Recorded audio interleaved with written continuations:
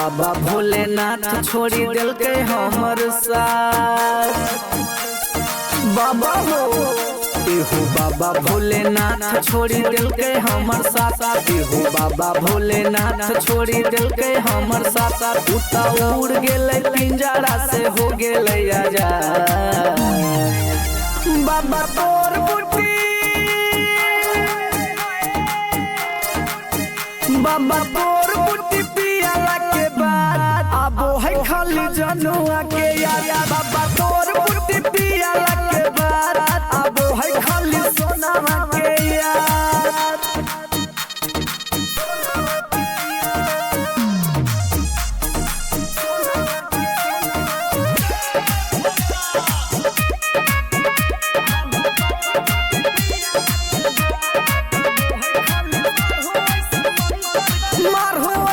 मंदिर की भूल जाइए हम जी। मिलो है ना गम के तनो पियो ही राम जी। बाबा हो मार हो ऐसा मंदिर की भूल जाइए हम जी।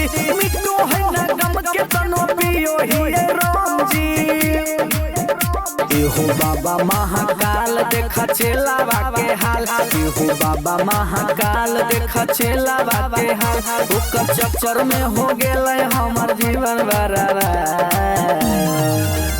बाबा तोर बुटी ए बाबा तोर बुटी पियाला के बाद अब है हमर जनुआ के याद। बाबा तोरो बुटी पियाला के बाद अब है हमर सोनावा के याद।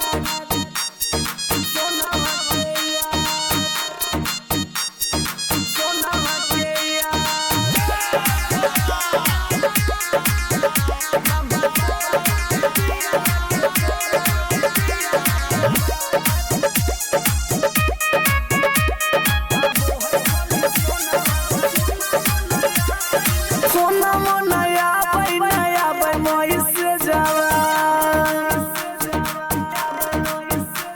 नंबर है ब्लैक लिस्ट में फाटो है करे जावा। सोनावा नया भाई मोई से जावा। नंबर है ब्लैक लिस्ट में फाटो है करे जावा। हमर छोड़ दिल के साथ धल के हल चल के हाथ। हमर छोड़ दिल के साथ धल के पापू के हाथ। हम ही जानो ही कैसे हमर कटे दिन रात। बाबा तोर बुटी ए बाबा तोर बुटी पियाला के बाद आबो है हमर जनुआ के याद। बाबा तोरो बुटी पियाला के बाद आबो है हमर सोनावा के याद।